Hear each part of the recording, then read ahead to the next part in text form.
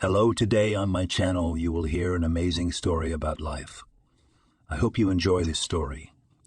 This one struck me to the core. Honestly, I still can't forget it. Enjoy watching. Hugh woke up from the loud call of his wife, who reminded him that today was Sunday and he had promised to help her mother in the vegetable garden. The man grumbled to himself Hugh had completely forgotten about it. All plans to get a good night's sleep instantly collapsed. Hugh thought about whether to send everything to hell right now and turn on the other side and go to bed. But at the same moment, all these thoughts were put aside because he knew his wife Casey, who simply will not leave, and at the same time all the brains will take out all the brains with their lectures. And only he thought about it as his wife came into the bedroom, and from the threshold she spoke in a loud voice. "How much can I wake you up? I shout you, but you have no emotions. Get up quickly and go to your mother to dig potatoes." "Well, first of all, you called me only once, and secondly, I have not yet had coffee to run and pick the ground," grumpily pronounced the husband. "You do not make demagoguery to me now. You volunteered to help your mother. And don't wake up the beast in me, or I won't be responsible for myself," said the woman angrily. Hugh preferred to keep silent because he did not want to start the morning with an altercation, and moreover, he had actually volunteered to help his mother-in-law. He regretted it now, for he would have to shovel instead of sleep. Hugh sighed bitterly and got up. Under the strict gaze of his wife, he went to the bathroom. After that, he hastily drank coffee and left the apartment. The man got into the parked car next to the entrance and drove off. It was a short drive, about 2 hours. Nanny's mother-in-law lived outside the city, in a village, in her own house. The man arrived and was met by Kesi's mother with words of reproach. "Well, son-in-law, I would rather lie in my coffin than wait for you. Ma, I have 1 day off a week. I wanted to sleep and completely forgot that today I had to come. No, be angry, I'll take care of business." Hugh replied, "Thank you, he forgotten. And how do you eat pickles in winter?" The woman said sarcastically. Hugh unnoticeably wrinkled his nose as if he had a toothache from this statement of his mother-in-law. Once again, he regretted that he had volunteered to help the woman. Before this, Nanny had managed on her own, along with her husband. Well, the wife's father had died 2 years ago, and the mother-in-law had started complaining to his wife afterward that it was absolutely hard to take care of the vegetable garden. That is why Hugh volunteered to help dig up the potatoes. The man, in order not to continue the conversation, went businesslike to the barn, where he took a tool and headed for the plot. He could hear the landlady muttering in his back. Hugh stuck his phone headphones in his ears and turned on the chanson music radio. To avoid hearing his mother-in-law's annoyed voice, Hugh got to work. He stuck the shovel into the ground and then looked around the site, thinking that this was not a day's work. The man sighed heavily and got to work. He moved slowly. After digging a hole, he carefully took out the potatoes and put them aside. Half an hour had already passed as he labored in the vegetable garden, and the man wanted to take a break, but then he thought that he would finish the row at the end of the plot, and then he would have a smoke. He shoveled deeper and suddenly felt something soft. The man stopped in bewilderment, but then continued his occupation and suddenly saw a familiar coat, which they had given to her grandfather. Hugh sat up momentarily from what he saw. He realized where has his mother-in-law's father disappeared. Anthony. Hugh recoiled from the spot with horror and began to think feverishly what he should do in this case. He immediately made the assumption that his father had been killed by none other than his mother-in-law. The man remembered very well how Nanny had often quarreled with his parents in his time. Initially, Hugh wanted to call his wife and tell her everything, but then he changed his mind and ran headlong to the car. He decided that it was necessary to notify the district police and then let everything go on as it was. The man was already running to the car when he was called by his mother-in-law. "Something you quickly, assistant," completely coped, avoiding in silence. Hugh looked at his relative with fright and only wanted to shout about her evil deeds, but immediately hesitated. He realized that if he admitted that he had seen a terrible find, the woman might re-hide it. So Hugh shouted, "I'll be right back for some mineral water." "Couldn't you drink from the well?" the landlady said grumpily. Hugh did not answer her, but got into the car, started the engine, and drove away from the house. The man felt his hands sweating. He was horrified by his mother-in-law's act and imagined how shocked his wife would be when she found out about it. Soon Hugh was sitting in the office of Barry, the precinct commander, who was annoyed that he had been pulled out of the house on his day off. The man in the pallets listened to the visitor's confused story and could not understand what had happened. The policeman interrupted the speaker with the phrase, "Citizen, I did not understand anything from what was said. Let's go in order. First of all, who are you? And what exactly happened?"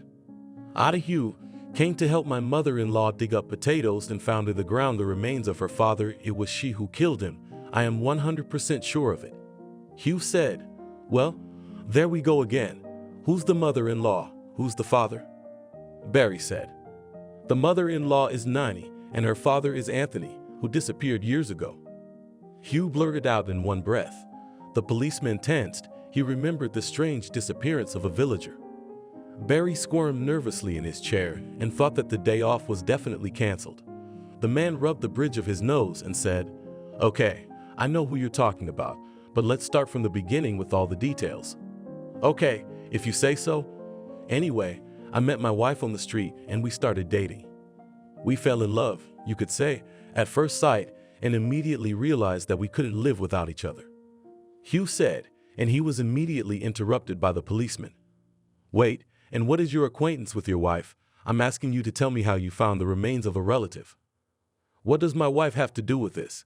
She's Anthony's granddaughter. I'm telling you everything in detail, just like you asked, so you understand. Am I allowed to go on?" Hugh asked. Barry waved his hand in reply, which meant it was all right to go on, and the man coughed and spoke again. "So, as I said above, my Casey and I fell in love with each other, and I soon proposed marriage to her, and then went with her to matchmake with her parents. There I met all of the bride's family. We were blessed, and within a month, we were officially husband and wife. And soon my Casey became pregnant, and we had our firstborn son, Rocky. We were so happy about it. Let's cut to the chase. The birth of your child is completely irrelevant to this case," the precinct officer said irritably. He already felt that the witness in this case was a tedious man and would take a long time to testify. Meanwhile, Hugh continued, "So I'll cut to the chase. My wife and I went to make her relatives happy. You see, for them it was the first grandchild, and for Anthony, his wife, a great-grandson, and at that moment Anthony's son is missing." "Hugh, I would urge you, please, without all these details. Keep it short and to the point.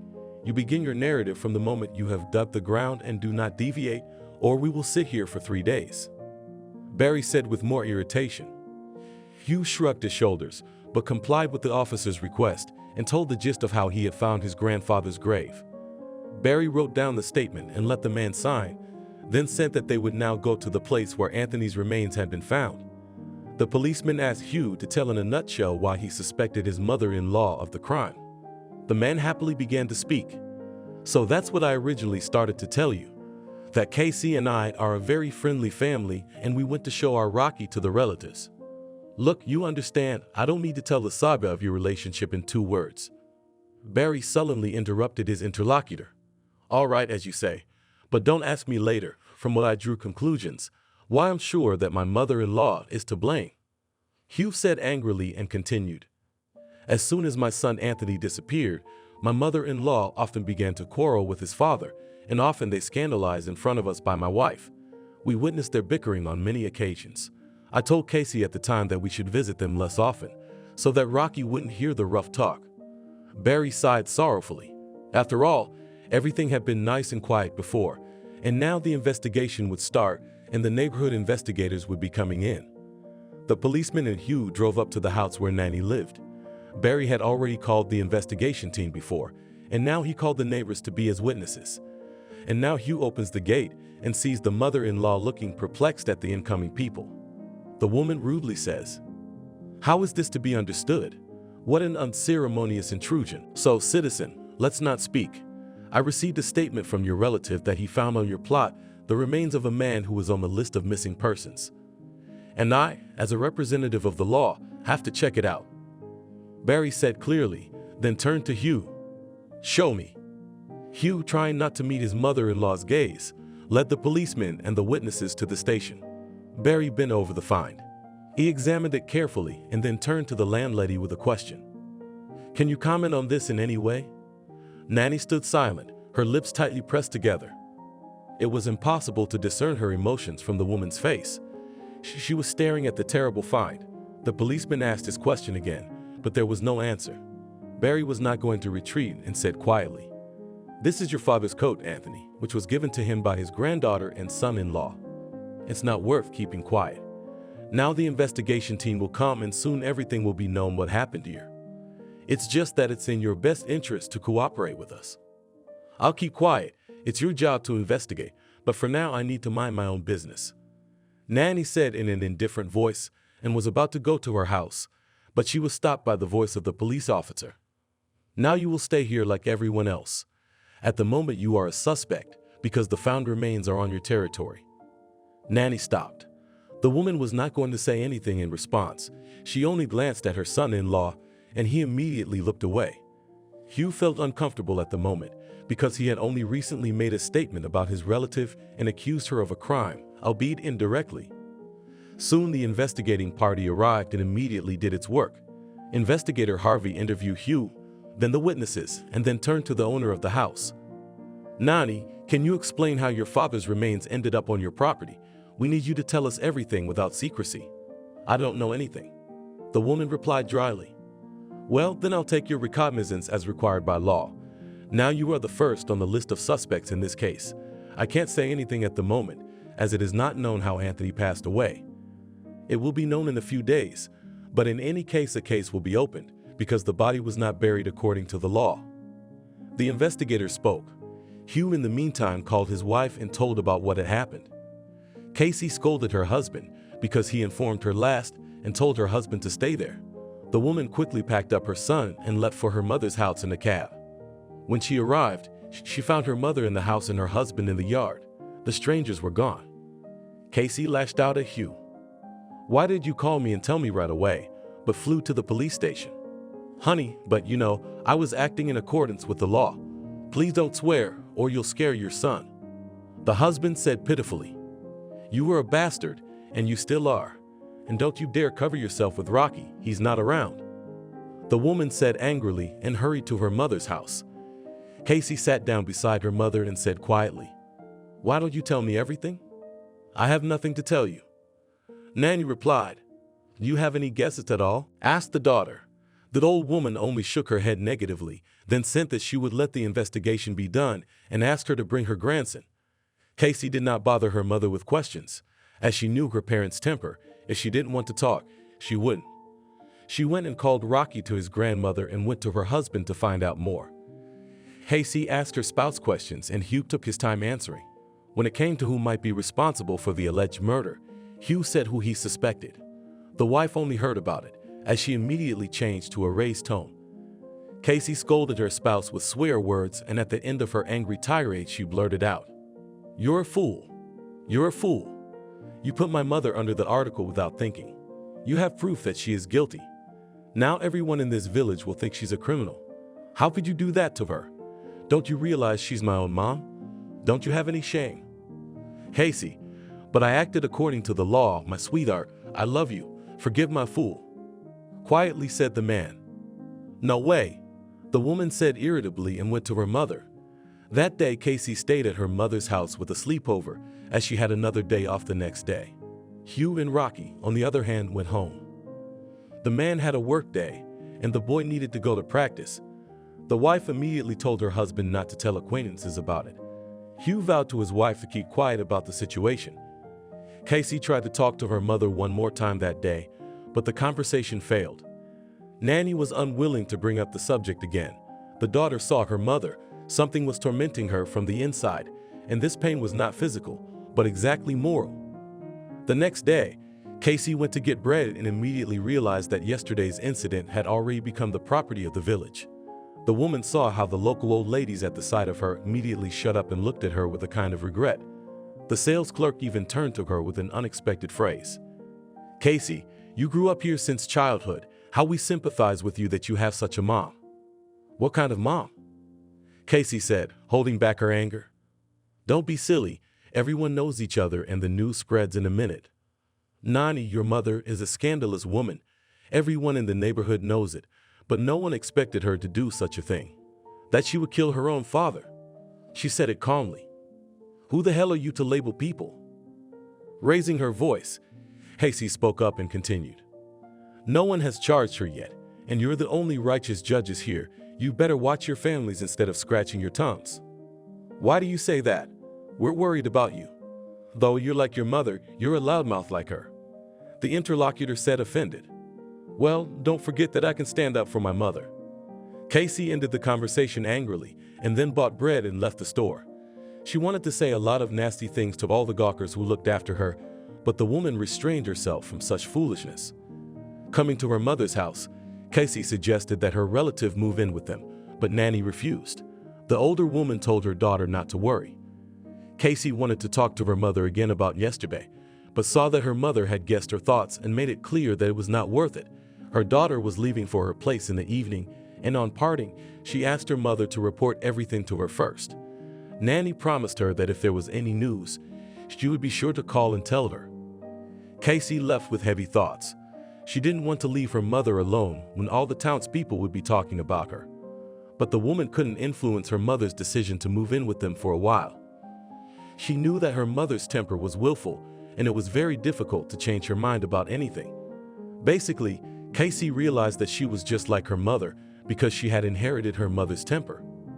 Casey arrived home. She was met in the hallway by her husband, and with a sour look told that they had another trouble. The woman looked at her husband in horror. She could not guess what else might have happened in her absence. Hugh was already realizing that as soon as he reported now, and a profanity from his wife would immediately follow. Casey, seeing that her husband was silent, was about to shout what she heard. Son, I broke my leg at practice today. You didn't even bother to call me. No, you really are an asshole. How could you not tell me about this? Where's Rocky? Said Casey and rushed to the children's room. The woman saw her son lying on the bed with a book in his hands. The boy, delighted at his mother's arrival, told her, Mamma, and I have a bandit's bullet, but only it hit my leg. Lord, what is going on in our family? One thing and another and all unhappy events. I probably won't survive it all. With tears in her eyes, said the mother and rushed to hug her son. The woman saw that the boy's leg was already in plaster, so she tried not to touch it. And the son at this time asked, what other sad event happened in our family? The woman wanted to tell about the grandmother, but in a moment she remembered that it should not be done. Casey decided as soon as she learned about yesterday's discovery that the boy will not be involved in this case. The woman stroked her son's head and spoke softly. Nothing else happened. I was just saying that. You better tell me, are you in pain, and how did it happen? It doesn't hurt that much anymore. I'm just not used to having my leg in a cast. What happened was this. Joe and I were at practice, and we decided to jump off the goat on a break. I didn't jump off the goat, and this is the result. Mommy, don't scold Daddy, it wasn't his fault. It was just an accident. An 8-year-old boy said. I won't scold him, you're my onion, whoa, said the mother and kissed her son on the cheek, and then left the room. The woman went to the kitchen, where her husband was sitting, thinking. Casey sat down next to him and looked at her husband carefully. At first, she wanted to vent all her anger on him, but she saw that Hugh was depressed even without her words. The woman lowered her head and said quietly, What is this black streak in our lives? Sweetheart, I don't know. I myself am shocked by all the events that have happened in the last 2 days, and I think that the story with my mother-in-law is only the beginning. Answered the husband. What are you implying now? Said the wife. You see, I was sitting here, remembering our trip to Nani, when your grandfather was still missing. Don't get excited by my words. Just remember how your mother used to fight with your father. I was against our visits, but you insisted on them. And then suddenly my grandfather disappeared, and now he was found in the vegetable garden. The man spoke thoughtfully. You don't make up anything extra for yourself, he thought, you see. You know, Turkey also thought and where then God. And I'm telling you to shove your memories in the farthest corner of your mind and don't tell anyone about it. How could you even think that my mom could take my dad's life? I didn't expect that from you. And yes, my mom had a fight with my dad, but that doesn't mean she would commit such a horrible crime. And even if mom had a conflict with her father, it means that she had her reasons. The woman said angrily and then paused for a moment and asked more quietly. Maybe I too, in your opinion, I am also to blame for the disappearance of my grandfather, because I also quarreled with him. God forbid, I didn't even allow that thought. What are you saying, my sunshine? With these words, the husband jumped up and hugged his wife. A few days passed, and investigator Harvey received the conclusion of experts about the found remains. It became known that the man died from multiple blunt force trauma to the head. Consequently, the man traveled to the township to interview witnesses who knew the deceased. Initially, Harvey visited the police officer and asked him what he knew about Anthony and his family. Barry only said that he could not tell anything special, as he had just taken up his post at that time and had recently settled in the village. The policeman advised him to go and see the Kurt family. They had been family friends at one time. All Barry could tell them was that Anthony's son had drowned. Then the man himself disappeared, and a week later his wife hanged herself. After talking to the district officer, Harvey got into his car and drove to the specified address. The man was met there by an old woman, who immediately understood why the investigator came to her, as she already knew the news about the discovery in the vegetable garden. The grandmother, whose name was Larry, invited the man into the house and businesslike asked, "What exactly do you want to know? I've been told that you were friends with the family, with Anthony's cheetah. Can you tell me what kind of people they are, especially their daughter Nani?" The investigator spoke respectfully. "What to tell about Anthony and his wife? They were a good couple. My husband was friends with Anthony. He would have told you a lot, but he passed away 2 years ago, and I was friends with Nancy." The old woman said, "I'm sorry about your husband. You said Nancy was Anthony's wife. Did I understand you correctly?" The investigator asked. "That's correct, sir. Nancy is Anthony's wife. She gave birth to 2 children by him, a son and a daughter, Noah and Nani. The older one was quiet but a drinker, but the girl was a real badass. It was obvious that she was not the breed of her father's mother, as her parents had a gentle temper. And this is a fire, do not put your finger in your mouth," the old woman said. "Are you talking about Nani?" Harvey asked. "Yes, I am." "Can you tell me more about Anthony's daughter?" asked the investigator. "What about her? All she could take was her throat. I'm telling you, she's not like her parents. Lately, before Nani disappeared, she had a lot of arguments with her father. You should talk to the neighbors. After Nancy's eldest disappeared, I didn't talk to her as much as I used to, because she withdrew into herself, rarely left the house, and I didn't like to visit her because of Nani. However, I have nothing more to tell you, my dear," the old lady said.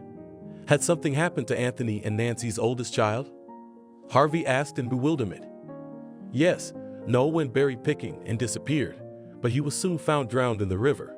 As it was later learned, he had been drinking white wine and decided to take a shortcut home across the river, where there was a rickety bridge.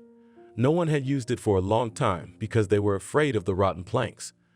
Noah took a chance and ended up jumping into the river, and the river is a fast-flowing river, and it was on the eve of fall when we picked cranberries.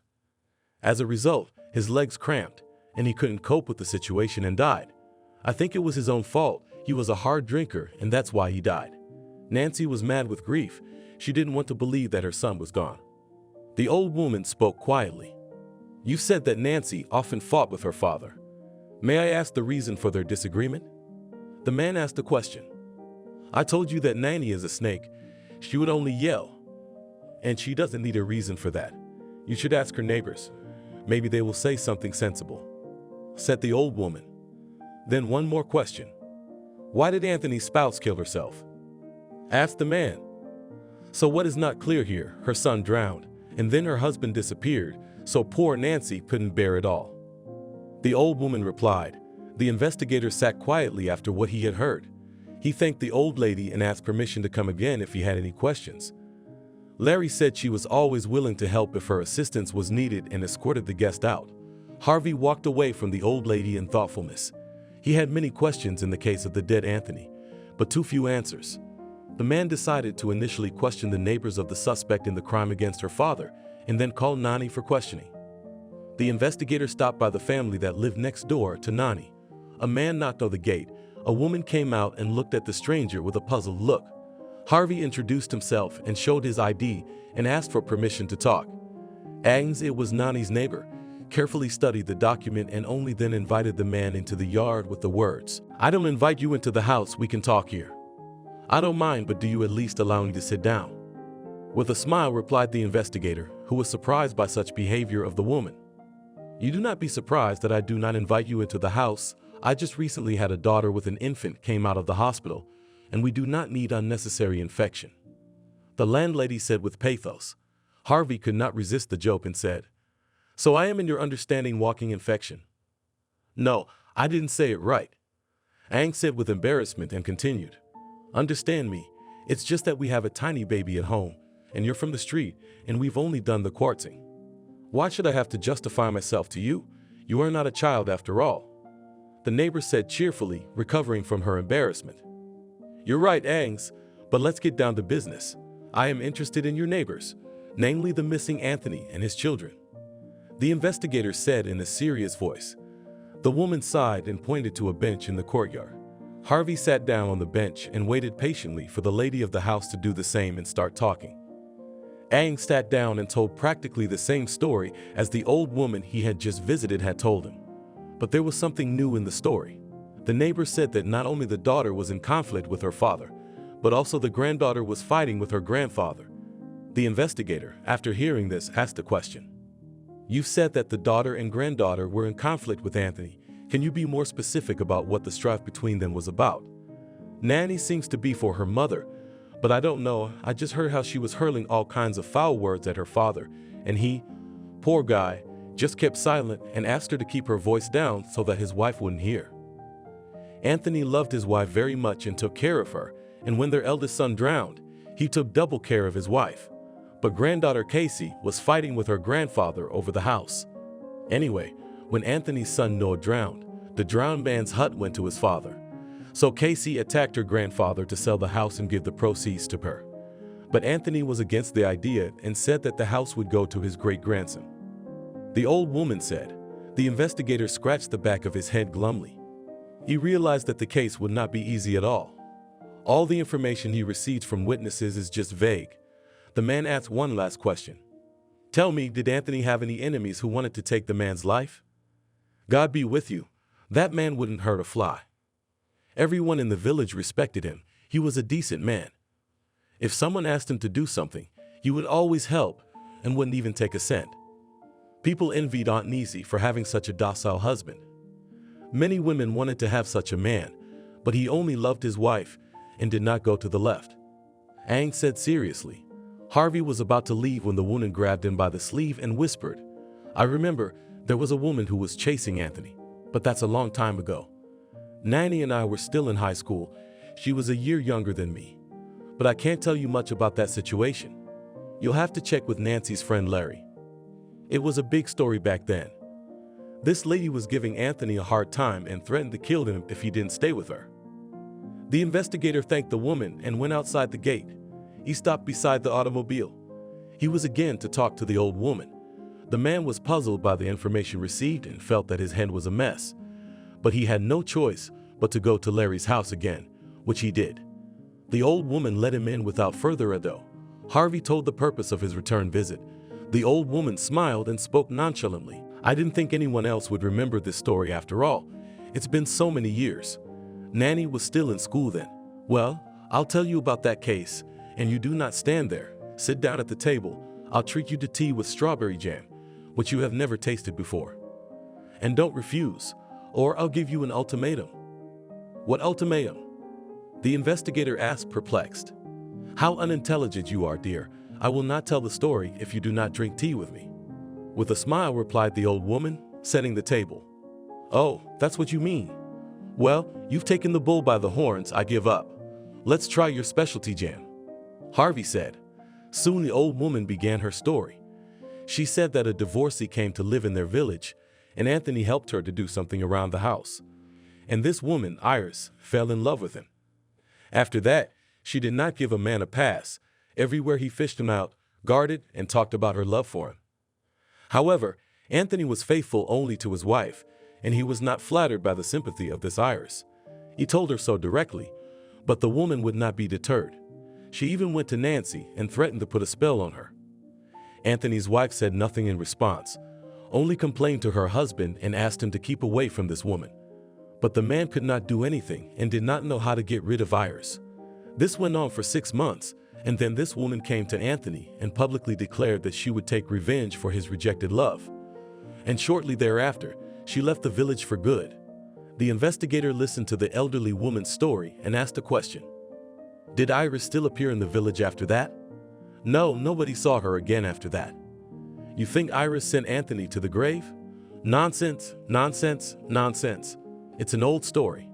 I'm telling you, Nanny was still in high school and Casey wasn't around. I mean, that story's over 20 years old, and Anthony's only been missing for 7 years. So you're telling me that Iris has been plotting revenge all these years and only after all this time decided to do what she did all those years ago? That's a load of crap. You never know. Women are unpredictable people. You can expect anything from a woman in love and rejected. Philosophically, replied the investigator. The man stood up, said goodbye to the lady of the house and left. He walked to the car and standing near the car, thought. Harvey decided that he would interview a few more neighbors and that would be enough for today. From another family in Nanny's neighborhood, the investigator heard pretty much the same story he had been told before, but with a small addition. He learned that Anthony's daughter was fighting with her father over her mother. The woman had asked that her own mother be shielded from contact with her great-grandson. The father refused to do so, and there were clashes between the relatives as a result. The only thing that remained a mystery was why Nanny didn't want Nancy to socialize with the great-grandson. Harvey arrived home late in the evening, when his spouse and 10-year-old son were already asleep. The man quietly made his way to the kitchen, where a note from his wife lay on the table that read, "Dinner is in the refrigerator, you'll warm it up. You could have called and warned her that you'd be working so late. I don't want a good night, I resent you." The owner of the apartment, reading the message, involuntarily smiled. He understood perfectly well that his wife was worried about him, and he really did not even deign to call and say that he would be late tonight. Harvey decided that in the morning he would definitely apologize to his wife, and at the moment he would think over the information on the case. The man sat down at his desk, pulled out his notes, and then tore a blank sheet of paper out of his notebook and wrote the word Anthony at the very top. The investigator sat for a few minutes and began to ponder what he had on the case. To make it easier on himself, the man wrote down the names that most figured in the situation. There were only 3 of them, the granddaughter and daughter of the deceased and a certain Iris. Harvey thought long and hard initially over Iris. To find the woman, he realized, would not be difficult, a request to the passport office and the information on his desk. But it seemed to him that this Iris had no part in the decision of Anthony's life. The man was in agreement with the conclusion of the old woman who told the story of unrequited love. What reason would this Iris have to wait for so many years to come and kill Anthony and then bury him in his garden? Although the man doubted the woman's involvement in the case, but this virgin he did not discount. The next on the list of suspects was Casey's granddaughter. She conflicted with her grandfather over the second house, which previously belonged to Anthony's son. Harvey scratched the bridge of his nose nervously. He could not understand whether the granddaughter dared to commit a crime because of a house in the village, which is worth a pittance. The investigator specifically went to look at the house visually. His intuition told him that Casey wasn't involved in this atrocity either. And the third suspect is the victim's daughter. About this woman, the investigator thought more thoroughly. She had a bad reputation in the township. There was a rumor that she was a lady scandalous and often with her father conflicted before his disappearance, and even threatened Anthony that she would exterminate him from the world. Harvey was more inclined to believe that it was Nanny's daughter who was the perpetrator of the crime of 7 years ago. But he could not find a concrete motive in this woman to dare to do such a thing and at the same time bury her father in his own garden. The man realized that he had a lot of questions that could only be answered by people from the list of suspects. The investigator was about to put aside a piece of paper and a pen when a thought struck him. Why didn't he take into account Casey's husband, who had found Anthony's remains, if Hugh had acted in concert with his mother-in-law, and then the couple had played a show with the unexpected finding of a missing relative? The investigator added Hugh's name to the list of suspects and only then put down his pen and went to bed. The next day, Harvey made inquiries at the passport office about Iris. As he had suspected, the woman was not involved in the case. Iris, after leaving the settlement, went to the city, where 2 years later she married successfully. Another year later, she and her husband were killed in a car accident. Therefore, Iris could not have committed the crime, because at the time of Anthony's murder, she herself was already resting in the cemetery. The investigator mentally congratulated himself on his good intuition, which did not let him down, and then crossed Iris off the list of suspects. That left 3 people who needed to be questioned. Harvey sent subpoenas to all of them for different times. He decided to question Hugh first. Casey's husband, having received the summons, became nervous. The man could not understand why he would be questioned again. He turned to his wife with this question. "Honey, I can't understand why I'm being summoned. I've already told everything I knew. I'm also being summoned and my mom got a summons. So what if you just tell me again how you were digging potatoes and came across a burial? But I beg you, don't talk about your conclusions about who you think is guilty. You could put my mother in jail with your blabbering." The wife said sternly, "You're right to be summoned, you're Anthony's relatives." Hugh said, and was immediately interrupted by Casey. "Are you out of your mind? My mom and I are related. Who are you? You're not my husband. You're talking nonsense, but you're also a relative. Sweetie, don't get angry or your blood pressure will skyrocket. You're talking nonsense. Of course, I am also a relative." He said, "Of course I'm a relative too." And now Hugh is sitting in the office of the investigator and again gives testimony. Harvey listened attentively to the visitor and asked a question. "And what was your relationship with the deceased?" "That's a stupid question. We just hung out." "Wait, such questions are asked only when a person is suspected of a crime. You suspect me?" Hugh exclaimed fearfully and jumped up from his chair. The investigator said in reply, "I'm just interviewing you as a witness right now, and I asked you an innocent question, which you were afraid of for some reason. All right, I'll ask you again. Who do you suspect?" "My wife doesn't want me to talk about it, so I won't answer it." Hugh said quietly, "You don't have to answer, but it will look like you know something about the case, but you refuse to give information. In other words, you're covering for the man who committed the crime." The investigator said. Harvey was partly a good psychologist and knew that his words would force Hugh to reveal everything, and the same thing happened at once. The man spoke instantly. "I'm not covering for anyone. I told the police officer that it was my mother-in-law's doing, but he wouldn't listen to me. Nanny had a lot of fights with her father." "It's good that you're cooperating with the investigation. Now tell me in essence, what were the conflicts about?" Harvey asked cautiously. "You know, I can't help you there. As soon as I heard that the conversation between my mother-in-law and my father begins in an elevated tone, I immediately left the house. I'm just not a lover of litter. I don't like it when they shout." Hugh replied, "Did your wife argue with your grandfather?" The investigator asked the next question. "My Casey is a calm person. She never quarrels with anyone." Looking at the floor, said the interlocutor, "And I have other information that your calm wife fought with grandfather because of the house, and even have witnesses who can confirm it." With pressure spoke the investigator. "Ah yes, there was once a conflict, completely forgot about it. It was just so long ago. Casey asked her grandfather to give her the house, which used to belong to her uncle. But Anthony was stubborn and wouldn't agree. Grandfather said the house would go to his great-grandson, our son. Anthony, God rest his soul, thought that we would sell that shack and squander the money. But my wife and I wanted to put the money into the business, and that's when Casey had a fight with her grandfather. But it was only a one-time fight." An embarrassed Hugh said. The investigator realized that he would not get any more useful information from the visitor, so he let Hugh go. As soon as the man left the office, Harvey immediately crossed Hugh's name off the list of suspects. The investigator realized that the man who had just left could in no way commit such a vicious act. Meanwhile, Hugh's wife Casey was waiting impatiently for him and immediately began to ask her husband about the conversation at the police station. The husband explained everything thoroughly, withholding only that he told the investigator whom he considered guilty. Hugh did not specifically tell his wife about it because he knew that Casey would start to swear, and he did not want that at all. The investigator sat in his office and thought about the case. He was distracted from his thoughts by a knock on the door. It was a subpoena for Casey.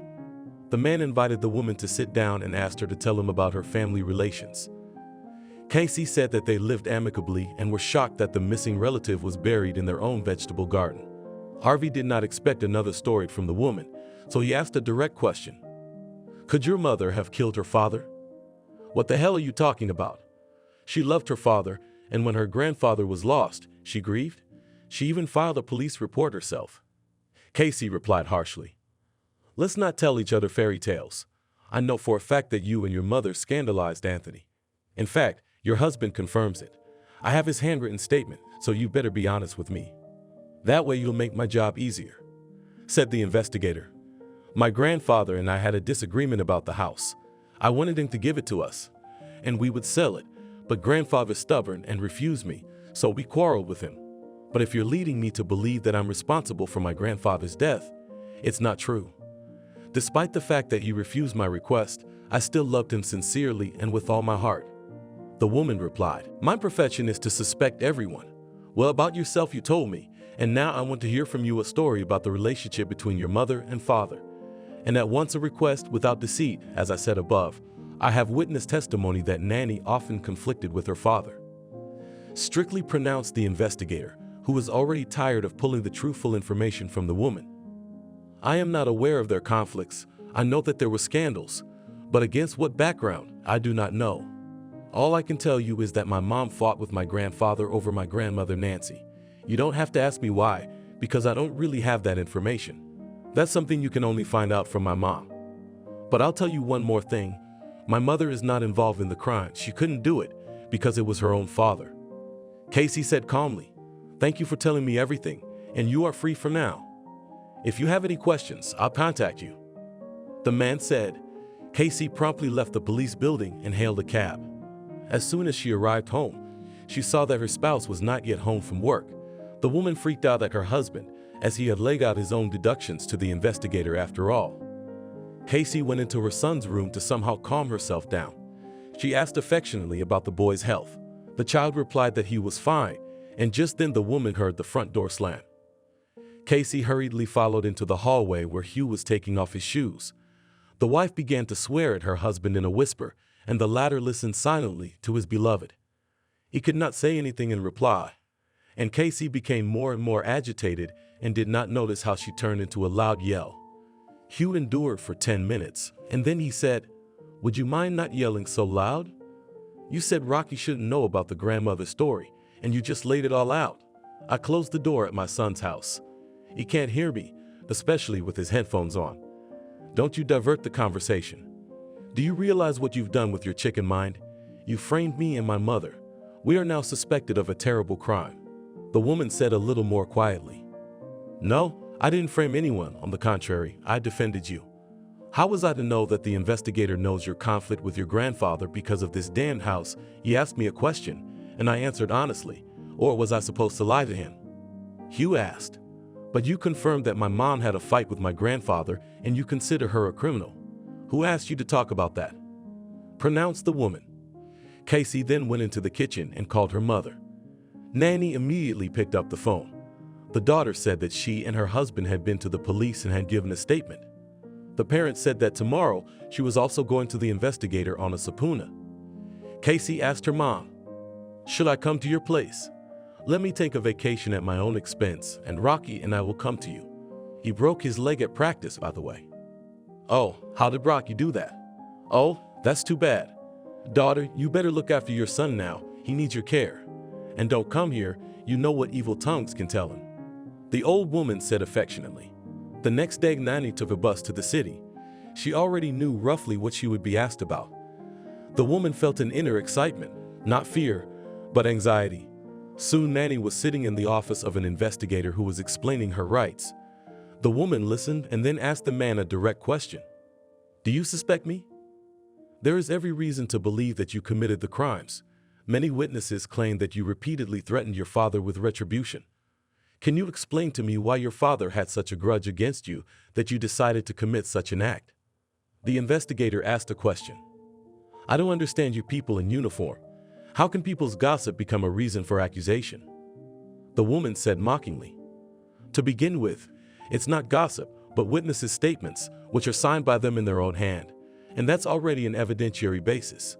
I would advise you to answer my questions truthfully and to cooperate with the investigation. It will be more profitable for you than to keep silent." Harvey spoke harshly.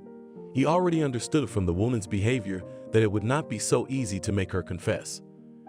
In his mind, the man had already considered her guilty of the crime, but one thought kept him in suspense, namely, why the woman had buried the body in her vegetable garden and then asked him to take the potatoes. She must have known that her daughter's husband would stumble upon the remains, which meant the crime would come out. Nanny was silent for a few moments after the investigator's words, and then she uttered, "I have nothing to confess. I didn't kill anyone. Yes, my father and I had disagreements, but it's a family relationship, and in life things happen. And what people say with their mouths, that's their business. You're a lawyer. Find the real executioner who did this, and leave me and my daughter out of it." Casey didn't do it either. The woman spoke calmly. "You love your daughter, I can see that, and your grandson too, but you're hurting them. We can prove your involvement in the crime. It's just that if you help us, you'll spend less time in jail. Don't you understand that?" Harvey said angrily, "Don't scare me with the time limit. If you think you're guilty, arrest me right now. All I can tell you is that my father went missing a few years ago. I filed a police report, but you never found him. Any more questions for me?" The older woman said with the same sneer, "I've asked you a lot of questions, but I haven't gotten an answer to any of them yet. You're only making things worse for yourself and your family. I do not even know how to explain to you that your silence is a great stupidity on your part," said the man. "If you've run out of questions, I can go. You're right about one thing. I love my daughter, my son-in-law, and Rocky very much," said the woman, rising from her chair. "Go while you're free," the investigator said. Nanny left the office, and only when the door closed behind her did a thought strike Harvey. He realized perfectly well that this woman would not say a word. But the man also realized that the visitor, despite her difficult character, madly loves her family, and only her daughter could make her tell the truth. The man did not guess anymore and called Casey. He asked if the woman could drive up to him right now. Casey was surprised by the call and asked why such a hurry was necessary. Harvey didn't say much, but said that he was only calling urgently because of her mother. The woman agreed to come over. Casey, before appearing at the investigator's office, decided to ask her mother about her conversation with the police officer. She tried to call her parent, but she didn't answer the phone. Casey told her husband in a commanding tone of voice to give her a ride to the police station and to go to her mom's house in the meantime. Hugh was not very happy about it. He didn't want to meet with his relative, but he didn't want to contradict his wife. An hour later, Casey was already sitting in the investigator's office, waiting for explanations from him. Harvey did not try the woman's patience and immediately began to speak. "I called you in about your mother. You know very well the character of your mother. She didn't want to say anything. You see, only you can help your mother. I'll make it clear to you. It won't be that hard to prove your mom was involved in the murder. There are too many witness statements that show Nani threatening your father." Here the investigator paused for a moment. He knew he was bluffing now. He didn't have a single signed report that directly stated this, that the woman had threatened the parent. He only knew all of this from neighbors who had shared information, but were completely unwilling to testify officially. Harvey simply, as they say, went va-bank, because only the daughter could talk to the mother and thereby give the case to go ahead and then close it. After a few minutes, the investigator continued. "You see, if you can persuade the mother to confess everything, it will be a confession of guilt, which means that the sentence will be significantly reduced, and then you can appeal." "Are you saying my mom did it?" The woman was horrified. She didn't believe that her mother could do something like that, so she couldn't say the word kill. "I am sorry to tell you this, but it is true," the investigator answered. "And now she is facing a prison sentence. How are we gonna do this without her? What's an appeal?" Question after question was asked by the woman. "Okay, first, you guys calm down," Harvey said, handing a glass of water to Casey, and himself mentally praised that the idea about the daughter succeeded. The man saw that the woman was ready to do anything to help her own mother, and as soon as Casey drank the water in a gulp, he continued. "There will be time either way. It was a felony. I want your mom to get the minimum sentence. That's why I'm asking you to help me get Nanny to tell the truth." At that moment, Casey's cell phone rang, and she looked questioningly at the hair. The man gestured for her to answer it. The woman picked up the phone and heard her husband's voice saying that he had reached his mother-in-law and she was fine. Hugh said that he would not go to Nanny's house as she was fine and was coming home right now. The spouse then asked his wife to call his mother as the woman was worried. Casey called her mom back and told her that she was fine as well and added that she would call back later. Harvey had been watching the visitor the entire time. As soon as Casey stopped talking on the phone, he asked a question. "Was I able to convince you that you should help your mom?" "Yes." Trying to hold back tears, the woman replied. "Please don't cry. I understand that it is very hard for you now, but you must also realize that now everything depends only on you. Tell me, how soon can you talk to your mom? The investigator asked. I have a working day tomorrow, but I will take some time off and go with my mom. I'll call you as soon as I know anything. But honestly, I just don't know how to convince my mom to tell me, much less you. I think she'd rather go to jail than tell the truth. Casey said in a low voice. Wait, don't get discouraged. I was able to convince you to help your mom. Yes, your parent has a difficult character, but it seems to me that you are a strong-spirited woman and will be able to find an approach to your mother, said the investigator. Okay, I'll think of something. Can I go now? I have a headache from all this, said the woman. I won't keep you any longer. Thank you for responding immediately to my request. I look forward to your call, the man said. Harvey smiled smugly after Casey left. He realized that now the matter would definitely move forward. The man was completely satisfied with himself. Everything was working out as he had planned. Now all he had to do was wait for the woman to give him results. Casey arrived home. She felt depressed. Her spouse came out to meet her and saw his wife quietly taking off her shoes in the hallway. He turned to his wife with a question. Are you all right? You look tired. I will live normally, quietly spoke the spouse.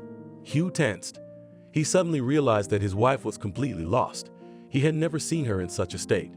The man rushed to embrace his wife and kissed the face of his beloved. He was frightened, as he did not know what happened to his wife, because Casey never lost her composure. And here a lost woman appeared before him. Hugh asked his wife to tell him everything, but she answered with silence. Casey went to her son's room. The boy lay on the bed and played on the phone. The woman sat down to the boy and quietly asked about his well-being. Rocky replied that he was fine, and then the kid looked at his mom and saw tears rolling down her cheeks. The kid rarely saw his mom crying, so he lifted up from the bed and anxiously said, You are crying, what happened? Mommy, please don't cry.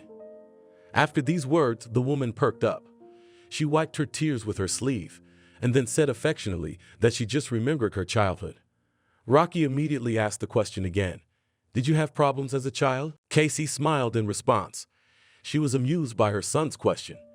She reassured the child that in her childhood there was no room for adversity, and she spoke frankly about it, because in fact she grew up in a family where she did not know the place of scandal between parents. Casey was the only child of her parents, and all care and affection went to her completely. The woman patted her son on the head and left the nursery. Casey went into the kitchen, followed by her husband. Hugh forcefully asked his wife what was in the conversation with the investigator. However, the wife did not answer her husband.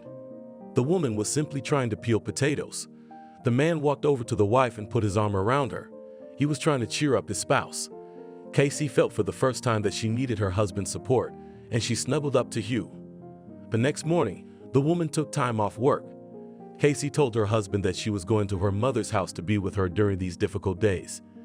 Hugh did not resist, as he saw that his spouse was in a state of nervous breakdown. Casey asked her spouse to keep an eye on her son's health while she was away. Hugh kissed his wife in response and promised that if there were any troubles, he would let her know right away. Casey arrived at her mother's house as early as lunchtime. Nanny was sitting in the kitchen sullenly crumbling cabbage for pickling. As soon as she saw her daughter, she asked, Why didn't you warn me? I would have at least made your favorite pies. Mom, I came here on purpose, so don't be angry, let's just talk.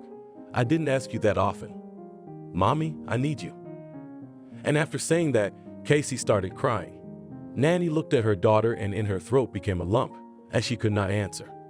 The woman tried to hold back her emotions and she succeeded. Casey spoke to her mother with tears in her eyes and asked her to tell her mother everything about the past. Nanny looked at her daughter and she was becoming sick at heart. However, she only managed to utter that nothing was her fault and then slowly walked away outside. Casey initially freaked out, but then clearly realized that her mother was even more hurt now, as she was holding everything inside. The daughter couldn't hold back and sobbed with the words, Mom, you are silent about the past, and after all it concerns us directly, how can you not understand it? Just think that you will be condemned, and I will not be able to tell your grandson clearly what happened to my grandfather and why you were put behind bars. Nanny listened to her daughter in silence and asked a question. Do you hold me responsible for your grandfather's death? What did you think I should think? I was charged by the investigator that there are many witnesses who say that you threatened to kill him. Ma, I'm just asking you to tell me everything. I know you had a beef with your grandfather." Casey was in tears. Nanny looked at her sobbing daughter, and her soul at that moment also suffered, but aloud the woman said rudely, "Go to bed, it's not my fault." Casey stopped crying in a moment, looked at her mother. The daughter looked at her mother for a long time before uttering, but then, overcoming as if some internal barrier, said, "I expected everything from you, but not this. Okay, I don't need you to explain. You just don't realize how much Rocky loves you and can't get enough of you. And I love my son, and I can't take his grandmother away from him. I can't have any more children. Rocky is my only son, and I didn't tell you this, but my husband knows it. So you know I'm going to go and confess instead of you that I took Grandpa's life." Here Casey paused briefly, but literally continued right away. "I know how much you love Rocky, and he loves you. And my son thinks you're perfect, but I can't ruin everything he lives for. Look, Mom, you're his ideal, not me or my husband. Okay, we ended the conversation at this point. What's the point of talking now?" Casey resolutely went to the other room as she heard her mother's voice. "Wait." The daughter hesitantly turned around and saw that her mother had bowed her head and was somehow slumped. Casey rushed to her mother, grabbed her hands and began to shake her, but the woman sat blankly as if she were in a world of her own. Casey continued to shake her mother in fright, and then she called her husband and asked him to call an ambulance. Hugh perplexedly asked why the spouse did not do it herself. However, Casey could not answer unequivocally, but only mumbled that her mother became suddenly ill. And at that moment, while the woman was talking to her spouse, she heard her mom's voice. "Casey, give me some water and no ambulance, I'm fine." "But Mommy, you're white as a sheet right now," the daughter said excitedly. "I'm all right. I ask you one thing, give me a drink and sit next to me," the woman said. Casey in a hurry told her husband not to call an ambulance and hung up the phone and hurried to fulfill her mother's request. She poured water from the kettle into a glass and brought it to her mother and helped her sip it. Nanny drank and said quietly, "Sit down, daughter. I'll tell you everything, and then you judge how to act." Casey froze at her mother's words. She could not believe that her mother, always such a strong-willed and strong woman, now looked like a little delinquent child. Casey sat down next to Nanny and took her hand with the words, "Tell me. And most importantly, know that your daughter will not judge you because she loves you so much. And even if your story is the worst, I will never give up on you." "I know, my dear." The woman spoke softly. Nanny took a few minutes to gather her strength. It was obvious that she was very nervous before she began her story. The woman wrinkled her nose and forced herself to begin the story. She spoke the first lines of the story almost in a whisper, but then it was as if she had drifted into the past. Her voice was calm and steady now, and Casey recognized the truth her mother had kept hidden for years. Nanny's story began with her childhood, that she was her parents' second child. Her mother Nancy had first given birth to her brother Noah when she was 17 years old. Her mother cherished her son very much. He was like a ray of sunshine to her. Anthony also idolized his wife. The man was older than his wife by only 2 years. They lived young soul to soul. When the baby was 2 years old, Nancy decided to go to medical school in the city. Her husband was not against it, and the young woman soon went to the city. But there she had a misfortune. A certain Pope's son liked Nancy, and he began to molest her. Naturally, he was rebuffed, which angered him, as the guy is not used to rejection. And then this scoundrel caught up the young woman with his buddies, dragged her into the car, and did his black deed. He took the girl by force. After that, Nancy went straight home. She didn't want to go to school anymore. At that moment, Nancy even tried to settle accounts with life, but this she was not allowed to do by Anthony, who loved his wife very much. At that moment, the man did not know what happened to his wife, since the girl, when she came home, did not tell anything. The guy only understood that the spouse something happened there. As she became withdrawn only because of this, Anthony tried to be with his beloved more often alone. And when Nancy almost decided herself a life, the spouse made her tell him everything. As soon as the husband learned the truth, he wanted to go to the city to punish the offenders, but then the spouse pleaded. She begged Anthony to give up his idea for her. The woman was afraid for the fate of her husband. Nancy was able to persuade her spouse to give up revenge. The young family continued to live on. But then the woman realized that she became pregnant and overnight hated the one who was in her belly. Nancy believed that this child was from a rapist. The girl hated herself for this pregnancy. Anthony, on the other hand, was happy about the pregnancy and told his spouse, "Throw away the idea that this baby is the child of a rapist. This is my baby in you, and don't you dare get rid of it." At this point, Nanny paused in her story and looked expressively at her daughter, who was listening breathlessly to her mother. Casey quietly asked her mother, "So grandfather is not your real father?" "There's no way to know that anymore. You can do a DNA test now, but there was no DNA test back then. But I can tell you, my daughter, that Anthony is my real father because he put his soul into me. He even took the place of my mom sometimes, and it's very rare for fathers to love their children so much. It even seemed to me sometimes that he loved me more than his firstborn son." "Mammy, you are telling me such passions, but go on," Casey said excitedly, and her mother began to tell the story. From the woman's story, it became clear that soon Nancy gave birth to a baby girl who was named Nani. Anthony rejoiced at the birth of his daughter, but his wife treated the child with dislike. Only after a few years, the woman was able to change her attitude to the girl. Time passed, and Nanny was already in the 10th grade, and her brother graduated from high school. Nancy treated her daughter evenly, but cherished her son. The girl felt it, but her mother was not offended at all. She often heard her father say, "You know, daughter, that mom loves you." "I know, Betty," Nanny answered, and then an unpleasant incident happened in their lives. A woman named Iris came to the village and asked Anthony for help. Iris needed her porch subdued, and the man agreed. He rarely refused to help at all if he was approached, and the woman fell in love with Anthony. She didn't care at all that the man was married and had 2 children. Iris did not give the man a pass. She would wait for him after work to tell him how she felt. Nanny often saw the woman outside her house. Once she witnessed how Iris threatened her father in front of neighbors that if he did not leave his wife and children, she would take his life.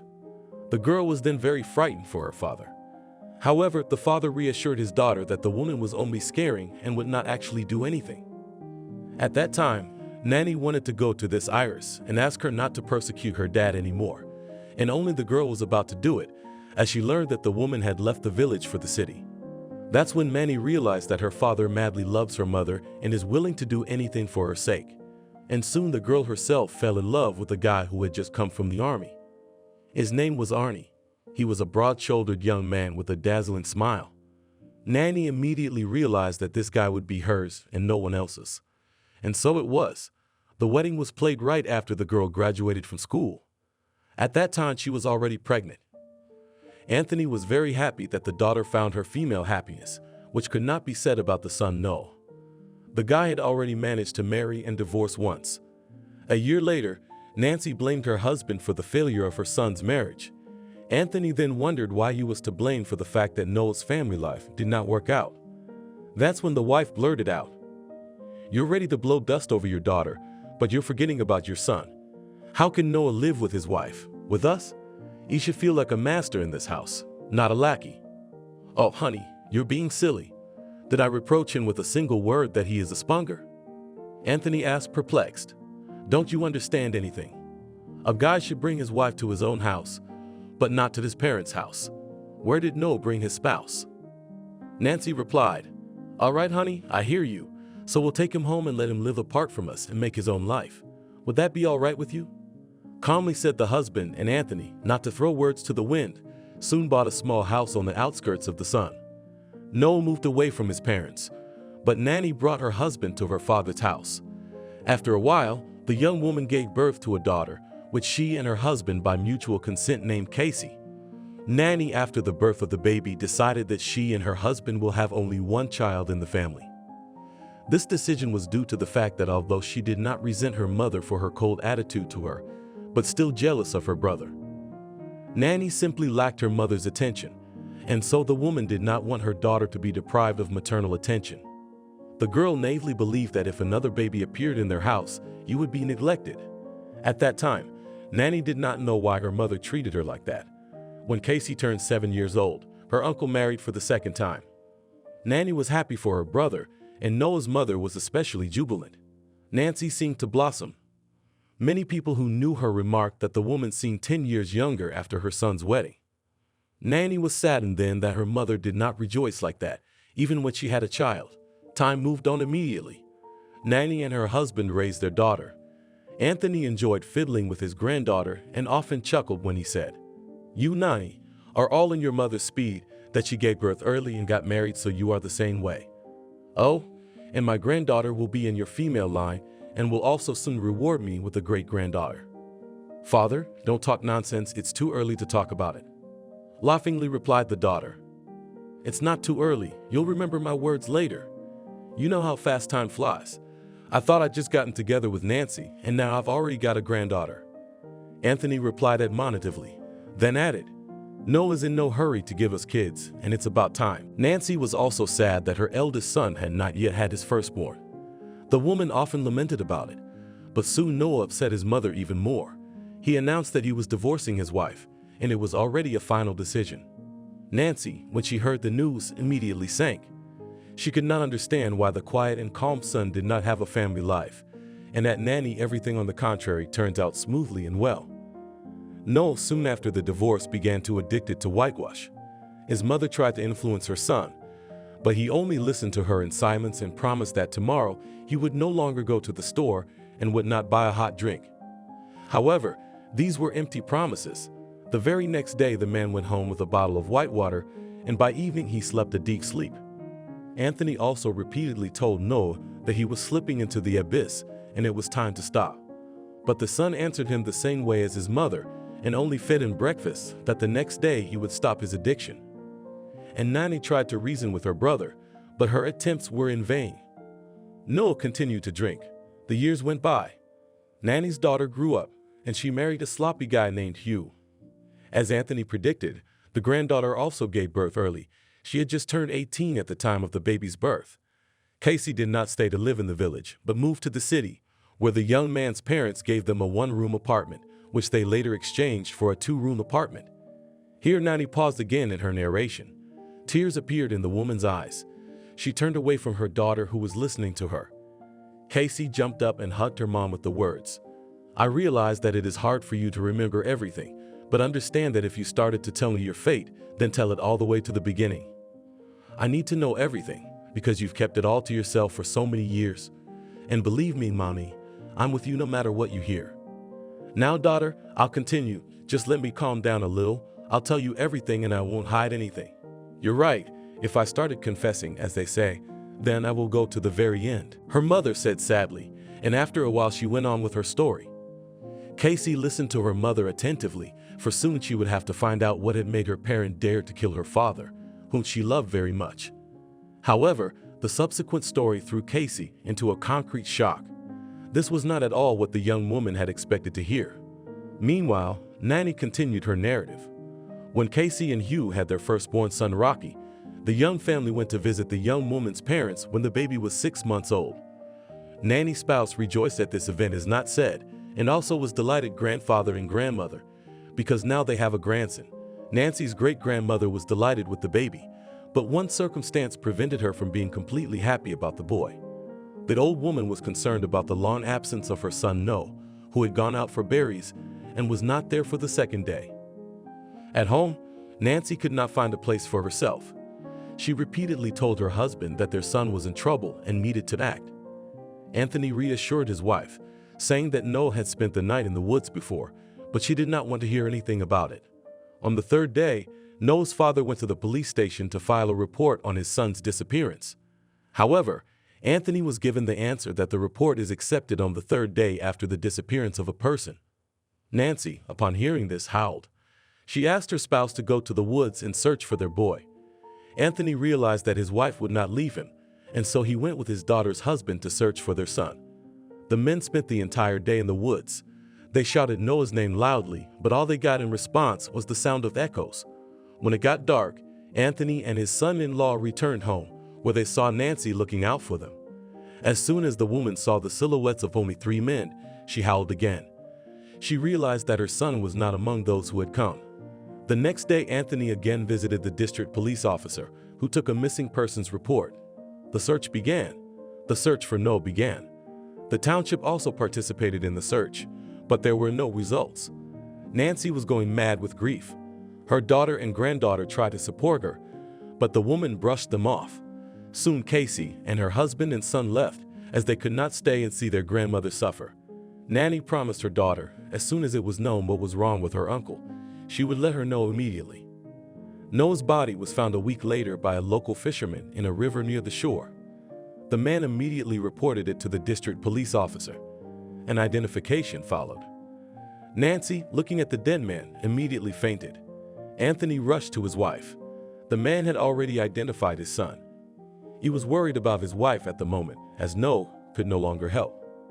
Claudia, when she came to herself, flatly refused to recognize that the body of the morgue is her son. Soon the funeral was held, but the mother of the deceased was not at the event, as she had been hospitalized with a heart attack the day before. After discharge, Nancy never went to the cemetery. The woman still did not believe that her son had drowned while drinking.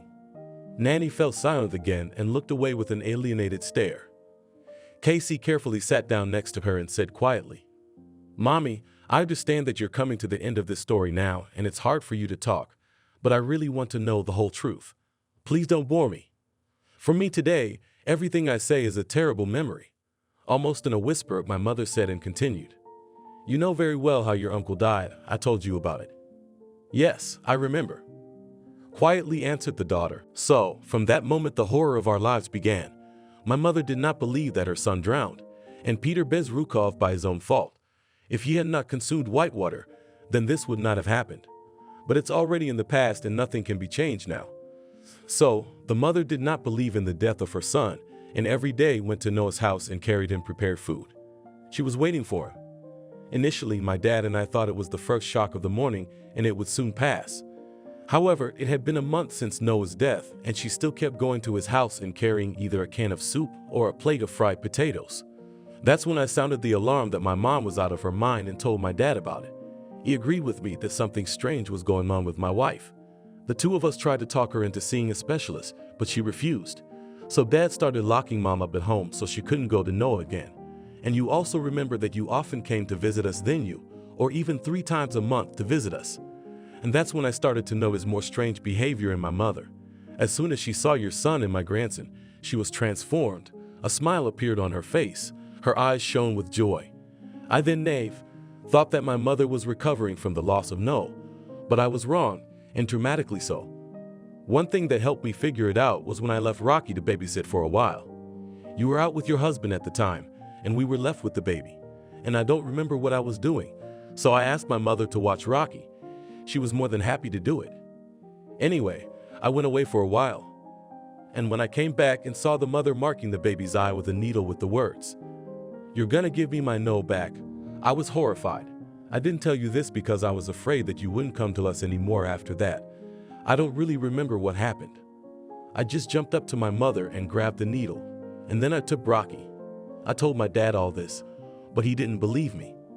I tried to talk to my mom, and she smiled at me and apologized. And I believed her then. I thought maybe I didn't understand the situation. But then there was another moment when I realized for sure that Mom could hurt the baby. You arrived the day before Rocky was due to turn 1. Do you, remember that visit? Nanny asked her daughter a question. How could I not forget? Because it was then that our son pricked his little finger with a needle, and then we could not calm him down for a long time. And then you and your grandfather had a scandal. But I don't know the reason, because I was busy with my son and didn't listen to you. Casey replied, "That's right, that's when I caught my mother with Rocky again. You yourself then gave him to the great-grandmother to take a walk with your husband. It wasn't the baby that got pricked with the needle, it was my mother. I saw it with my own eyes. That's when I made a scene with my father. I was afraid that my own mother might hurt my grandson, whom I love more than life. Then again, I didn't tell you anything about the incident because I was afraid. Of what? I've already told you before. After that, my father and I began to quarrel about it often. I asked him to keep Rocky away from me when I wasn't home. And then I begged him to put my mom in the hospital because I could see that she was becoming unhinged. Mom could leave all the gas burners on and go to her room. I repeatedly told my father that we were in danger, but he did not want to hear me." Here Nanny paused and immediately heard her daughter's question. "Is that why you killed him?" "No, my joy, I didn't." With a forced smile, the woman spoke and continued. One day, my father just didn't come home from the store. I ran through everyone I knew with my husband, but no one had seen Dad. I asked my mom if Dad was definitely going to the store. She told me he was. Eventually, a couple more days passed, and Dad was still gone. I filed a missing persons report with the district police, and the same day my husband had a nervous stroke and was hospitalized. Several days passed, and my father could not be found. And then I smelled the stench in the house. I went through all the rooms and found nothing spoiled. I was perplexed. I started going around the house again when I realized that the smell was coming from my parents' room. I went in there. My mother was sitting on the couch looking indifferent. I asked her if she smelled a foul odor, and she pointed to the closet with the words, "That's where my Rocky comes to life." I rushed over there, and there was my father's body, and next to it a hammer with brown stains on it. It wasn't hard to figure out that what had happened was my mom had killed my dad. I grabbed the hammer in a daze and pressed it to my chest, and then I ran out of the house into the yard. The rest I vaguely remember. I sank to the ground and sobbed. How long the hysteria lasted, I don't know. Here Nanny stopped in her narrative and burst into tears. Casey rushed to hug her mother, begging her to calm down. The daughter herself could not hold back her tears, for she had just learned a terrible secret that her mother had kept to herself for so many years without telling anyone. Nanny kissed her daughter gratefully and asked if she should go on or not. Casey responded with an approving nod, still holding her mother's hand in hers. As soon as my hysteria passed, I returned to the house, where I saw my mother hanging from a rope and a note lying on the floor that read, "My daughter killed my husband and forced me out of her life." And in that moment, I realized that my whole life was over overnight. After all, there is a hammer on which the last of my fingerprints, and there is also another physical evidence and note that clearly states that I am the killer. In one day, I lost two parents at once, my father and mother. I had no one to go to for advice. I was frightened and chaotically searched for a way out, but could not find it. I realized that I had to do something, but I didn't know what to do. And then I decided that my father should be buried, and I couldn't think of a better place to bury him. That's why she decided that he should lie on his own land, even on his vegetable garden.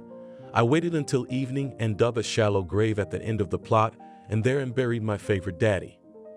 And only after that she called the district police officer, who called the medics. They stated that Mom had committed suicide. Naturally, I hid the note, as well as the hammer. That's how it happened. I didn't want to go to jail for something I didn't do.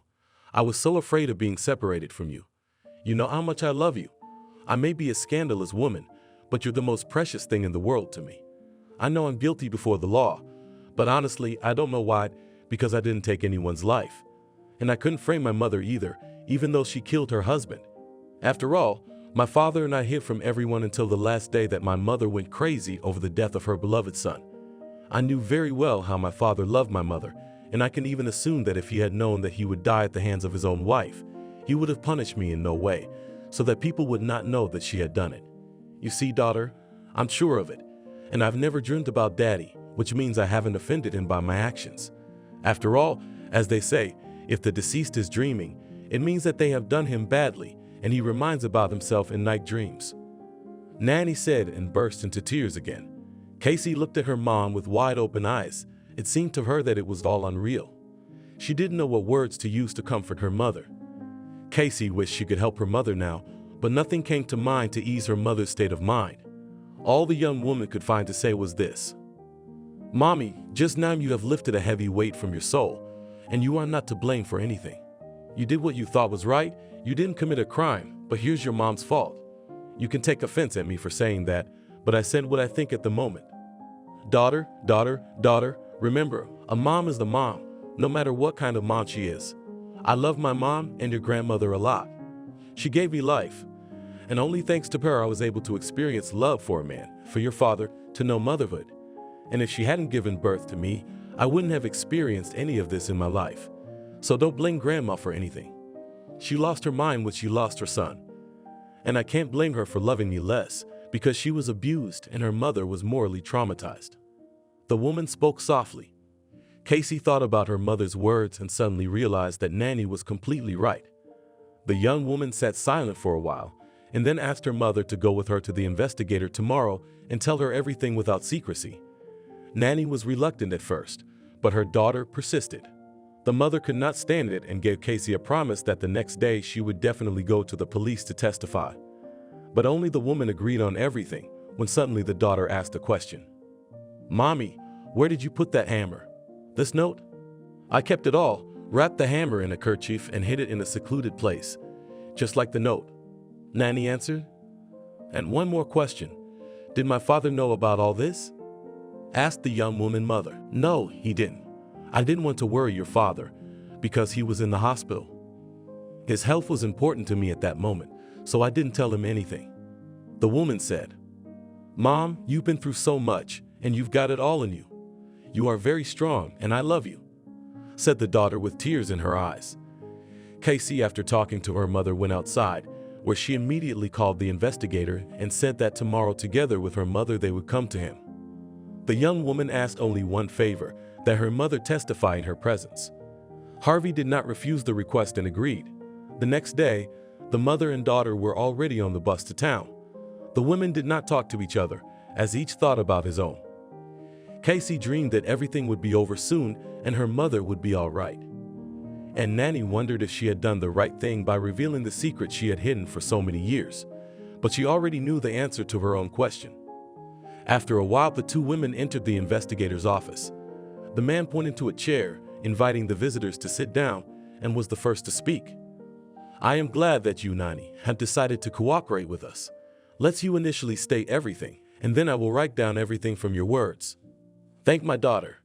If it weren't for her, I wouldn't be here. All right, let's get down to business. My story's not 5 minutes long." The woman was rude. "You're in your repertoire, putting out the barbs," the investigator replied with a smile, and then Casey intervened in the conversation and turned to the man. "I ask you very much to listen to my mother from the beginning, as I did yesterday. It's very important. It's the only way you'll understand everything." "Agreed," the investigator said and looked questioningly at the young woman's mother. Nanny looked out the window and then at the man and began to tell her story slowly. The woman did not rush her narrative. She paused briefly during the course of her story. The investigator did not push her. Occasionally, the man rubbed the bridge of his nose. And when it came to the moment when Nancy had killed her husband, Harvey got up from his chair and walked around the office. It was not at all what the man had expected to hear, and in general, the woman's story shook him to the core. He sat down again, and Nanny continued talking, and soon the woman finished telling the whole story. There was silence in the office. The investigator realized that his intuition had failed him about the suspect. He was also shaken by the story itself. Harvey, after a while, asked the woman a question that he was very interested in after what he had heard. "You buried your father in your vegetable garden and called your son-in-law to dig potatoes, but you were well aware that he could dig a little deeper and find the remains. So why did you call your son-in-law for help? You understand why I'm asking you this question, don't you?" "I'm not a little girl, of course I do. You're implying that I knew my son-in-law would stumble upon the grave. I'll answer that I knew, and I'll even say that I wanted to. And I'll tell you why. I wanted to give my father a proper burial, so my grandson could visit him like my daughter at the cemetery. You'll be satisfied with that answer," the woman said quietly. "Yes, now everything you said will be checked by the investigation. I understood perfectly well that you told the whole truth, and you are not guilty of anything. And also, you have a difficult fate. I'm sorry I suspected you of committing a crime. I was wrong, but understand, my job is to suspect and check the facts," the investigator said quietly. "I understand you. Don't worry about it," Nanny replied. Both women left the office. The daughter persuaded her mother to move in for a while, and Nanny did not refuse, as she felt that she could not stay alone after everything. Soon there was a reburial of the dead man. Anthony was buried next to the spouse he loved. Nanny came to the gravesite and sat down on a bench and quietly said, "Well, Daddy, I've given you a proper burial. I'm sorry for the way things turned out, but know that I'm not mad at Mommy. I know how much you loved her, and I loved her. Your great-grandson, as soon as he takes off the cast, he will come with his parents to visit you. Thank you, my dear, for your care and the sense of love you made me realize in this life. Maybe I'm rambling, but this is from the bottom of my heart. I love you and Mom very much." Thank you for watching this video to the end. Subscribe to the channel. Like it, write comments if you like the story, and see you on the channel.